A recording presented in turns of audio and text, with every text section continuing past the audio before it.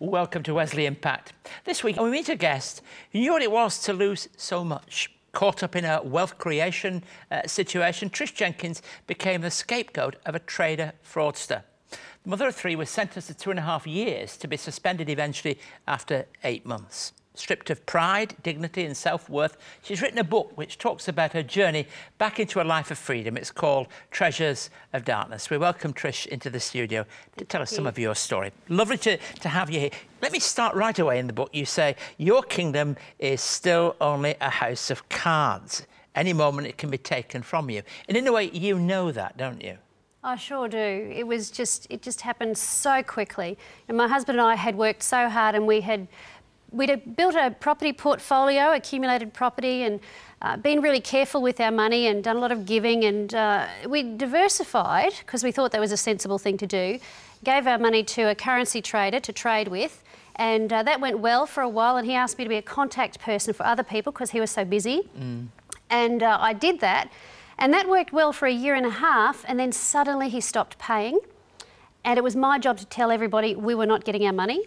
And after 3 months of having to do this and the stress and people needing their money, I caved under pressure, and I had money come in that I was supposed to give him, and I just felt like I had to fix the problem. I needed to pay people, and I used that to pay people instead of giving it to him, which is what I should have done. Trish, you say something quite straightforward, really. You say God is somehow using the judge as an instrument, really, to actually say something, that the judge becomes God's instrument, if you like. What do you mean by that? Well, it really tickles me, Keith, because a couple of days before I went to court, in my prayer time, God really showed me that I was going to go in. Now, I could have got a sentence of anything from a fine to what I got, to the extent of what I got. I got the heavy end. And he showed me that it was part of his plan and that there was work for me to do, which sounds very spiritual, but I really felt that conviction and I had a confidence. And so, as far as I'm concerned, that judge had nothing to do with my sentence except to be God's mouthpiece. Whether he intended that or not, he is instrumental in the extension of the kingdom of God, both in prison and outside. And you're open about your faith all through this journey. I was. The thing is, you know, the strength that I drew on to hide it would be to disrespect it and to invalidate it. And I needed God. It's a matter of life and death in a place like that. It's so serious and it's so dangerous that I had to cling to my faith and to a relationship with God. And, you know, God shows up. When you honour him and you trust him, he shows up. So really, when you come to the end of yourself at the point of despair, as it were, that's where God meets you. That is where God meets you. And I had to get to the point, you know, everybody prays for the thing that they believe is going to be the answer, whether it be finance or healing or anything like that. And I got to the point of surrender where, you know, God, I don't want to go to jail, but I surrender my will to yours. And by doing that, in that moment, there was a freedom and a burden that lifted off, and I could actually look for... It was scary, don't get me wrong, and it was hard. But I really felt a sense of purpose. You say that it changed your view of prosperity, which is an interesting thing because, to some extent, prosperity or whatever money was something that had been real to you before that. What happened that made things change? What actually changed? Well, it had, and the biblical principles of finance, they work, they do. But Jesus also talks about the true riches. And when I was in prison, I couldn't call on any lawyers to help anyone else. I couldn't call on my contacts. I couldn't do anything, you know, financial to help people.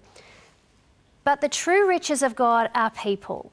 And I got to know the most beautiful women who might not have necessarily looked a certain way on the outside, but when you're in among them and you're one of them and you get to know their stories, you just see the value of people and you can love them for who they are.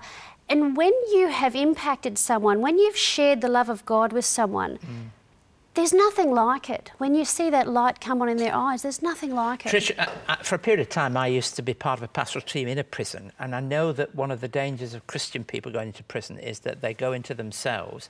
There can be a denial, you know, there can be, oh, I wasn't really guilty of this, and all of that, and stay in their cell, and don't associate with other people.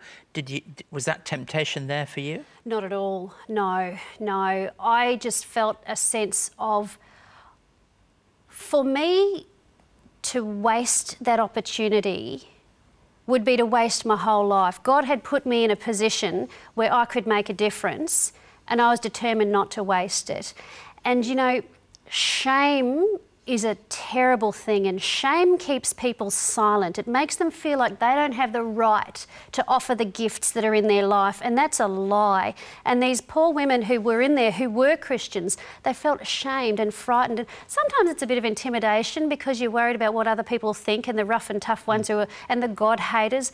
But you know, when you look at people as Christ looks at them, and many times I had plenty of opportunities for offence, but many times I would pray, God, show me your perspective of this woman or that officer or different ones, and he would, and I would see them so differently that I couldn't help but share the love of God with them however I could.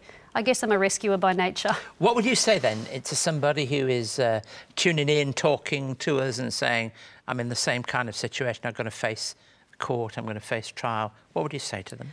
I would say to them, you're going to go through this whether you go with God or without God. Choose God and trust him.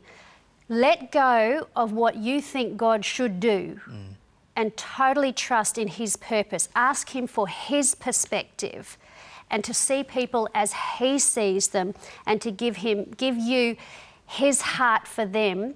And it will be a trial that you go through, a tribulation that you go through, that will end up as a treasure in your life, which is why I called the book Treasures of Darkness. Treasure isn't found laying on the street, an easy street.